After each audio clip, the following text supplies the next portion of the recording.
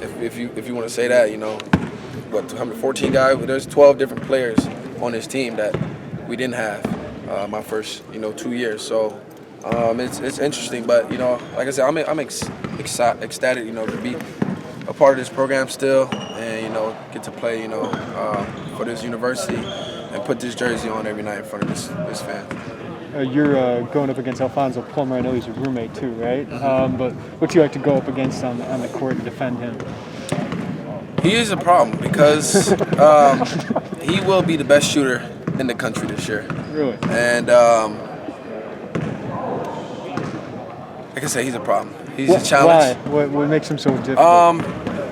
The way he can shoot the ball. He shoots the ball at a high clip. I don't think I've ever played someone like that can shoot as quick as me.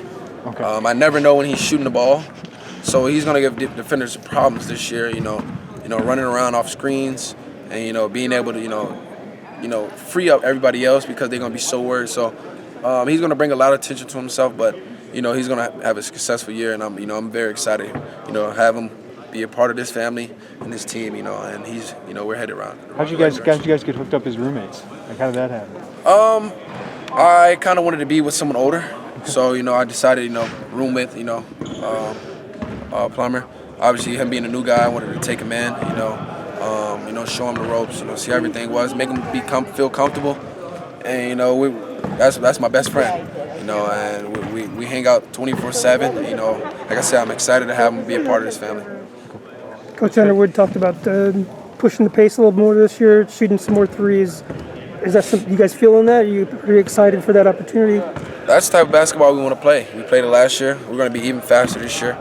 Like I said, we're going to shoot the three ball at a high clip this year. We have a lot of different players. We have a lot of depth. Those younger guys can shoot the ball 1 through 14. Everyone can shoot the ball. Everyone can make a play. And so, we're going to play really fast, and I'm excited for that. And I think it's going to be very good for us. Trent, on the NIL front, I know you were preparing for July 1st to happen. Just have the last 3 months kind of gone as you expected, or were there any surprises to it? Or it kind of blew up. Obviously, me, I have my someone I work with. He's very special to me. My guy, he helps me. Obviously with the back end. Because he knows more people, but it blew up. I didn't expect it to happen like this. It's moving really fast. And it's, I'm very excited because it's a huge opportunity for me, to put money in my pocket, to maybe, book some flights for my family to come down, get them here. So it's exciting. So, and, I'm going to continue to, take full advantage of it, and use that, that opportunity in the best way. Did you always intend to use it in the other ways, a platform to talk to kids, to give back, or was that always sort of part of the plan? Oh, it always was. I always wanted to do something like that, just knowing where I come from. I know how hard it is, growing up in, certain communities where, you don't have these type of opportunities. So, being able to, go in those environments and, give back to kids, speak to them and just, continue to inspire those kids to continue to believe in their dreams. It's important, and, and I hope, I can, what I'm doing, I hope it, it continues to help these kids, live their dream. How has it changed life, NIL? Like, how has it changed your life, day to day? Oh, it hasn't changed my life. It's the same way. It just puts a few more dollars in my pocket. Yeah. I still got to come in here and practice. Still got to go to class. Still got to do everything I was doing before. All I do is just have a few more dollars in my pocket. So, yeah. Has that been a huge benefit for you guys? Like just how big of an impact has it made for you? Like I said, other than putting a few more dollars in my pocket, and using my, my NIL opportunity in the right way, that's about, all it has done for me. But also, it kind of, I'm building my brand. I'm marketing myself in the right way. And I just got to continue to take advantage of that, and do the right thing. Some guys have a breakout season offensively. You had a breakout season on the other end. What was that process, and how do you take it to the next level this year? And how'd you get to be known as such a good on-the-ball defender? Obviously, I worked at it.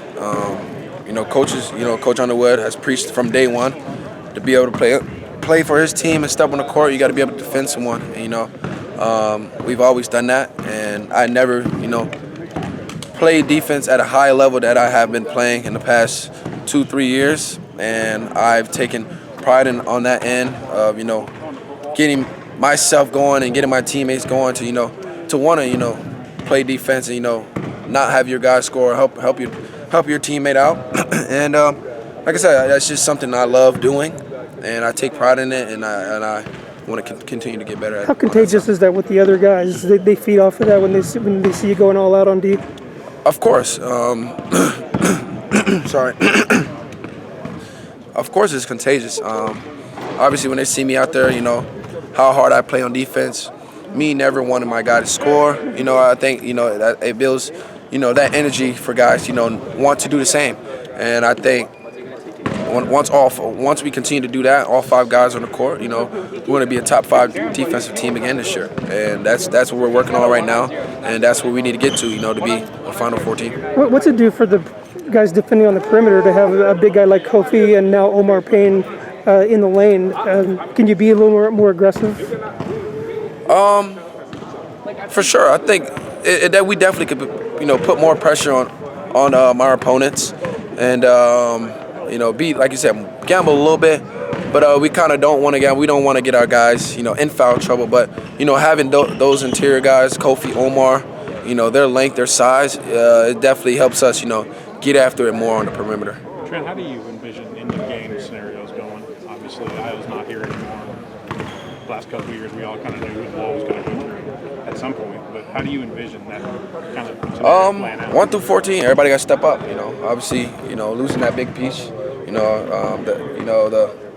The impact of offense, the offensive impact that Iowa brought to this team was, tremendous. He put a lot of pressure on opponents. He brought a lot of attention to himself. So, that made other guys step up. But with him fully gone, everyone's going to step up. Like I said, we have a lot of depth on this team. Our younger guys are learning each and every day. They're getting better. They were very hard workers, and like I said, it just comes down to everyone stepping up, and taking that role.